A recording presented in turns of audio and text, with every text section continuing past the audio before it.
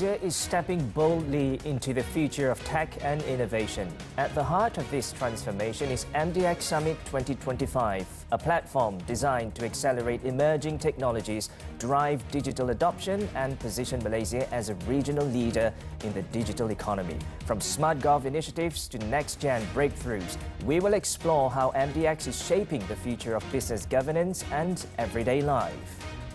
This is Money Matters.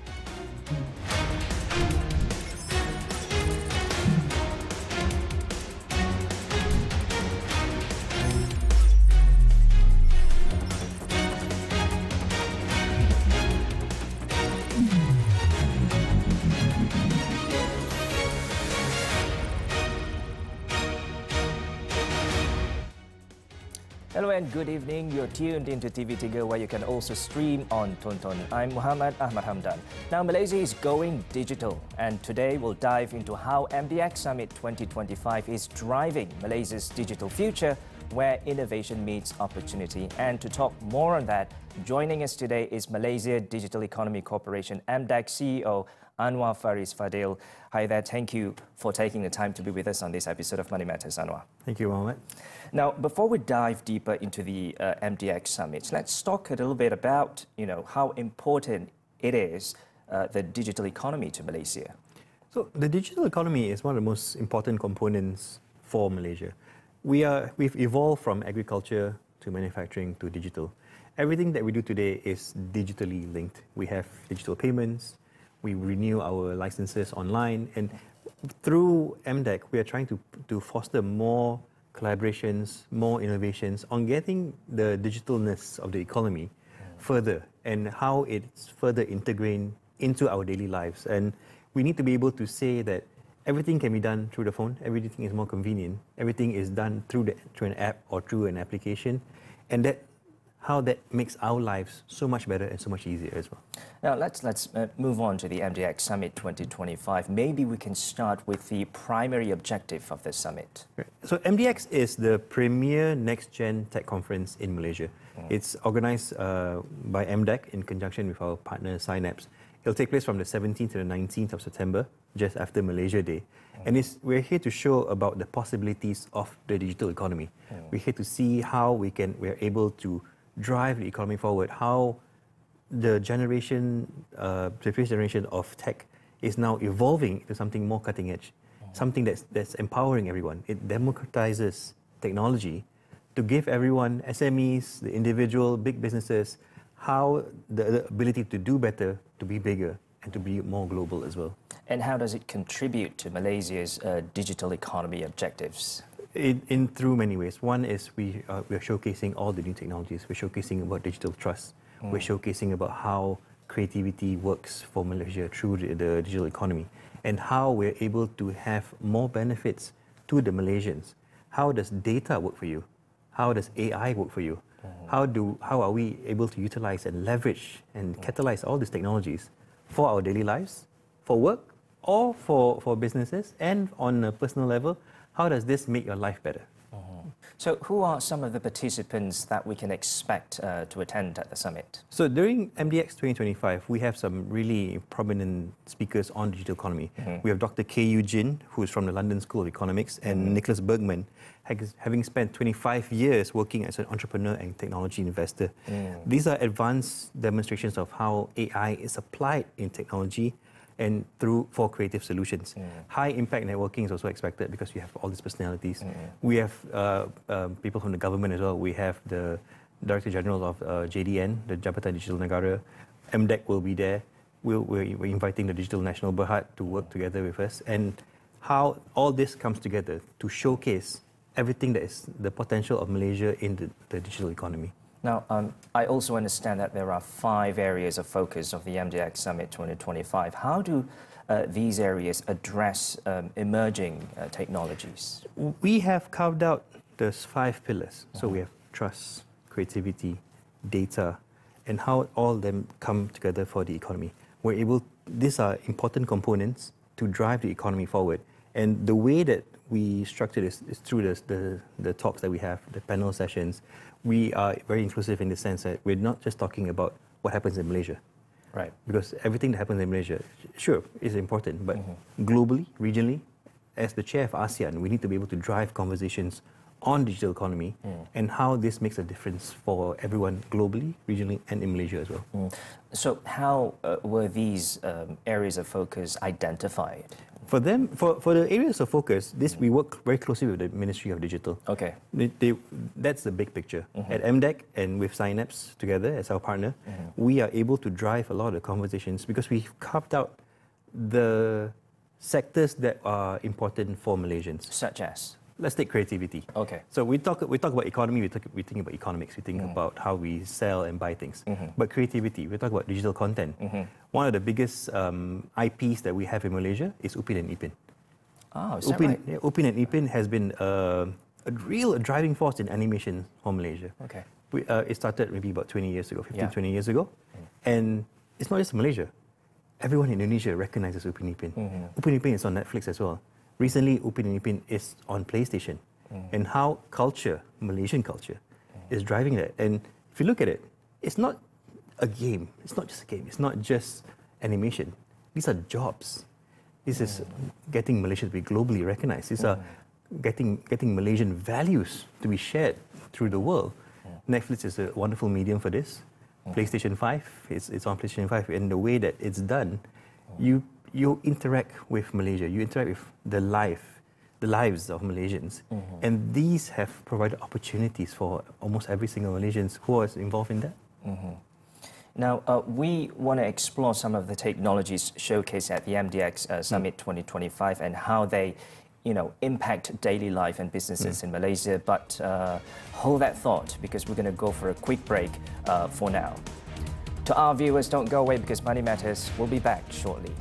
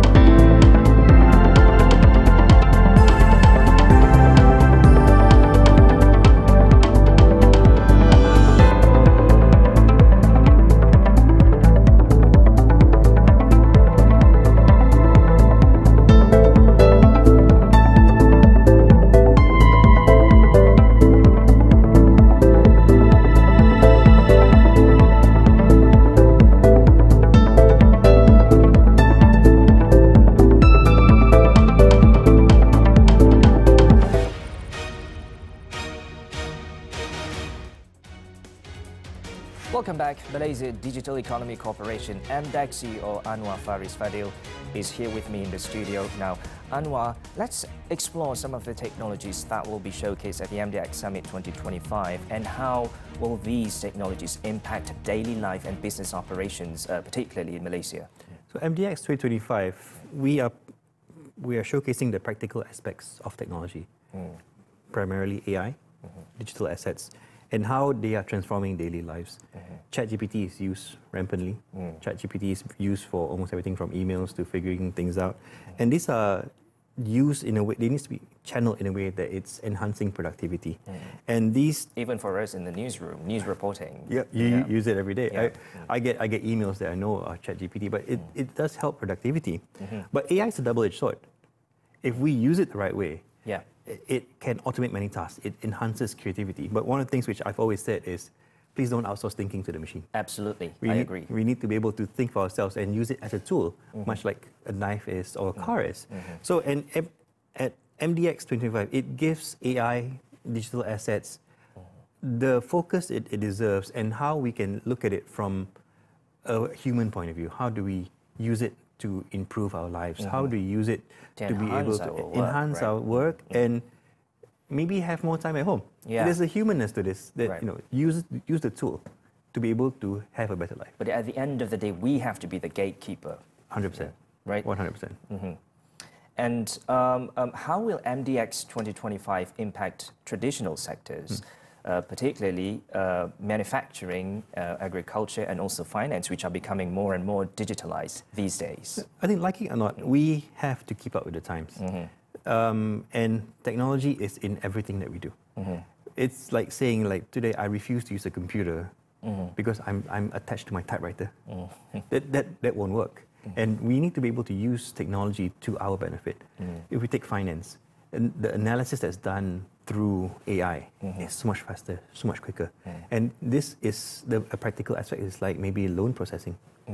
They can analyze and see how much the loan is you qualify for, and if there's a risk, or how we use it for other things like autonomous driving, how we use it for car assisted driving, or how we use it for people with disabilities, how that affects their lives positively, and how we can use it to be able to make lives better.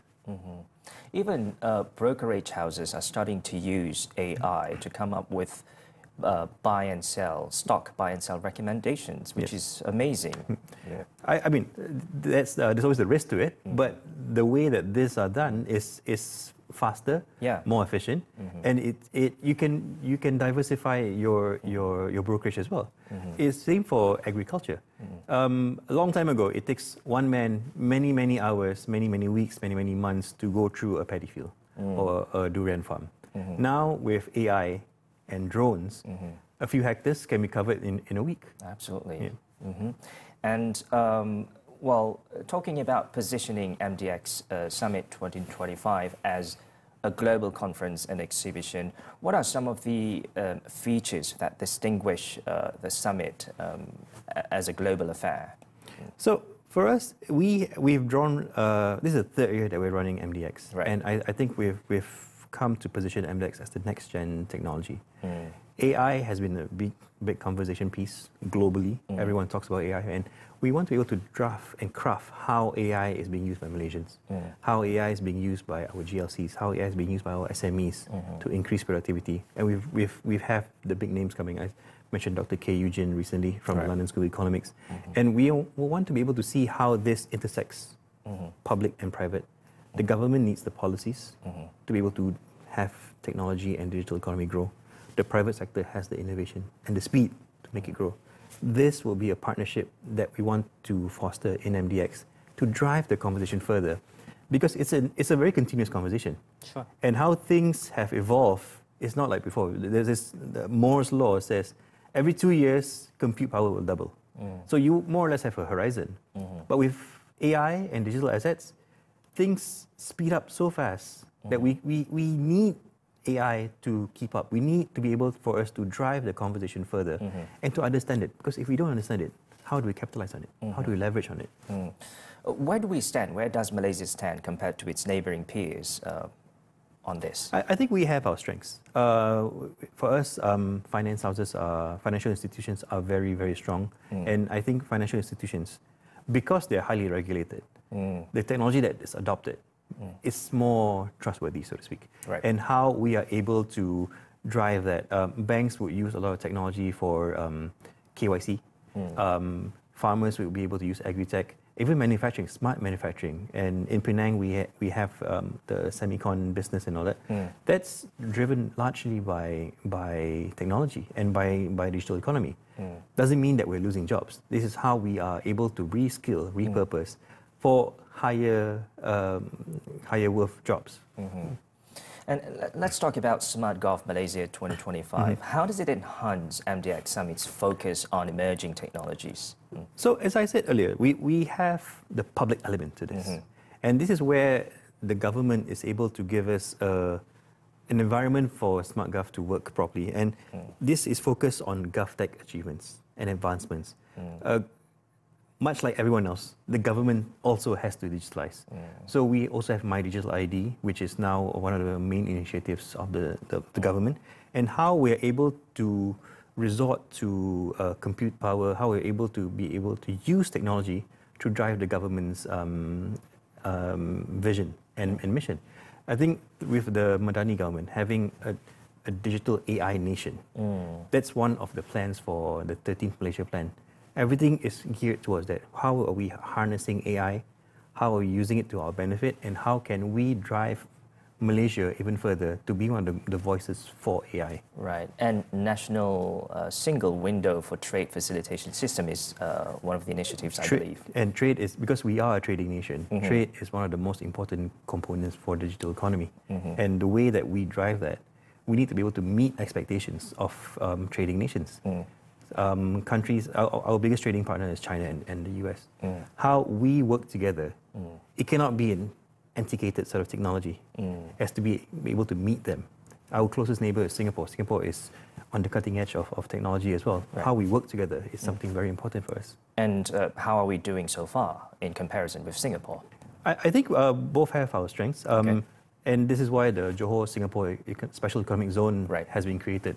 We are leveraging on our strengths. I think we understand that for Malaysia to succeed, Singapore has to succeed. For Singapore to succeed, Malaysia has to succeed. So it's symbiosis.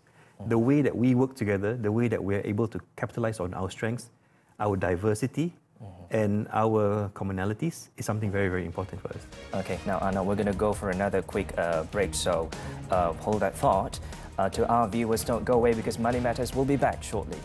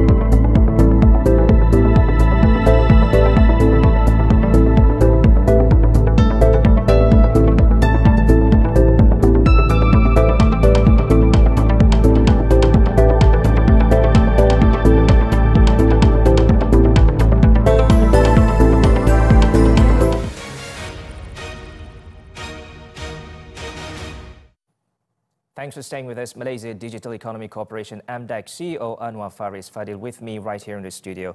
Now, Anwar, I understand that the Smart City Expo Kuala Lumpur 2025 will be sharing the same location as the MDX Summit. How does it enhance the MDX Summit? So MDX is not in isolation. MDX is co-locating with Smart Cities KL. And for me, most of us live in a world of cities. Everything that we do is through cities. So a lot of innovation comes from cities. And for us, one of the two pillars for us will be the talent pillar and the creativity pillar. How that works together with cities is something that we want to explore as well. So we are offering mentorship, we are offering opportunities for innovations of technology. We're offering opportunities for innovation and investments. So for us to work together, for us to be able to synergize together, and how both elements complement each other, how both elements are able to drive next-gen technology conversations, and how this works in an urban setting. SMEs are primarily based in main cities, maybe some secondary cities, but all these innovations that come in, how do we drive that conversation? And this is how we want to have this is why we have the smart cities and MDX together with SmartGov. It's a holy trinity. We have the public element, we have the private element, and how it's applied in an urban environment. Okay, and why should MDX Summit 2025 be a priority for businesses and also investors? One of the main things for MDX is to show what is possible out there. You have a glimpse of the future. You have a glimpse of how technology will enhance business. You have a glimpse of how technology will enhance productivity. And this all comes together at MDX Summit. We are bringing world-class speakers. We're bringing world-class businesses. We're showing opportunities for investments. We're giving opportunities for networking. And how this comes together with MDEC and Synapse's partnership is we offer a platform for everyone to do well. Everyone is able to leverage on this. Everyone is able to capitalize on how these summits is in Malaysia, how these summits is an ASEAN summit. We're targeting about 5,000 delegates for MDX, 10,000 for smart cities. The opportunities is vast, and I'm hoping everyone will be able to come together to MDX and smart cities to be able to capitalize on this. What about visitor turnout? Any target for that? We got, for MDX is 5,000 visitors. For smart cities, about 10,000. I'm very hopeful that we'll burst through those targets, because it's one of the most interesting ASEAN events to come out of Malaysia, and towards the tail end, we want to be able to showcase the diversity of Malaysia, how we're innovative, and how we are really on the cutting edge of technology for this. And let's talk about MDX Summit supporting Malaysia's next generation of innovators and entrepreneurs. Yeah. So I think, as I said, so the two pillars here, we have the creativity pillar and the talent pillar, and how people come together to learn from this. We have mentorship opportunities, we have business matching opportunities, we have investment opportunities, and to just come to one place, to have all these opportunities to be able to explore this and learn is one of the main things for me. And it's not just about how you speak with your peers. You may be able to speak with a business leader, a thought leader. You're able to reconnect with old friends. You're able to connect with policymakers and lawmakers. And with everything that we have here, it's not just about Malaysia. We have international delegates coming. We have international businesses coming. The way that we are working in synergy with smart cities, with MDX and SmartGov, this is the perfect opportunity for you to be able to learn more, do more, and capitalize on this. So it's basically open to anyone and any businesses, no matter how big or small they are. Yeah. So MDX is free. For the talks, I think there's a registration that you can go to mdxsummit.com, and how you can get more details there. But the learning opportunity is important for me. If we are able to use that to see how we can advance Malaysia, we can capitalize on AI, how we can make AI cities one of the main key components for us, building towards an AI nation. That is the most important thing for me, and I think that will be one of the biggest wins for Malaysia as well. While the role of international collaboration in MDX Summit 2025's objectives, maybe you can elaborate a little bit more on that. So MDX is not just meant to be a one-off. This is the third year that we're doing it, but we have big visions. This will be, my hope and aspirations is this is an ASEAN level event. We have ASEAN level delegates coming in. We have global speakers coming in. We want to be able to showcase this and show that Malaysia is able to have the best talent, best technology, best innovations. And MDX is showing how next-gen technology is birthed in the heart of ASEAN, in Malaysia, for the world. And what next after the MDX 2025? How does MDEC plan to maintain the momentum built from the summit? So for us, it needs to be an ASEAN flagship event on emerging technologies. We want to drive that conversation with our ASEAN neighbours and fostering innovation and talent development. By catalyzing the collaborations that we have, we are looking at how we can build a resilient AI nation, a resilient digital economy, and ultimately a data economy to be able to drive next-gen technology and showcase Malaysia to the world. And MDEC, if I'm not wrong, early this year also said that it aims for the country's GDP, 25% of the country's GDP to come from digital investments. Is that right? 25.5% of the GDP to come from the digital economy. Are we on track to We achieve are on that? track, and the Prime Minister has set a target of 30% in the 13th Malaysia Plan. So we are on track to meet that, but we have to work really hard to meet the 30%. And MDX is one of the vehicles for us to get there. Okay, and long-term vision for MDX Summit in shaping Malaysia's technology landscape? For me, like I said, the next-gen technology is something that we hope to be able to predict. But next year, what we look at next-gen will be common technology. Look at the fax machine, look at email, look at AI. Everything is just normal now. What's coming next? MDEC, through MDX, wants to be able to drive that conversation to see what next-gen technology means, how is that beneficial to Malaysians, and how can we leverage as a country to drive these conversations, to be able to have the opportunities globally to make Malaysia shine on the stage. What are some of the projects in the pipeline to see that realized? So we have a lot of projects under MDEC. We have the data centers that we have in Johor. But how does that evolve into an AI data centers? How do we work with talent? Talent is very important because we may have all the technology, but if the talent isn't equipped for it, if we are not preparing talent for future jobs that don't even exist yet, these are the things that we're working on in MDEC and driving that agenda as well. We work on digital exports, and these are things like cybersecurity, data trust. How do we work on AI, Gen AI, inference, to be able to have that vision met through MDEC. Anwar, thank you very much once again for taking the time to be on this episode of Money Matters. It's been great talking to you. Thank you so much, Anwar. Right. Now, for the past half an hour, you've been with us here on Money Matters. If you miss any part of the episode, you can always catch it up on Tonton. I'm Muhammad Hamdan. Thanks for watching and have a great weekend.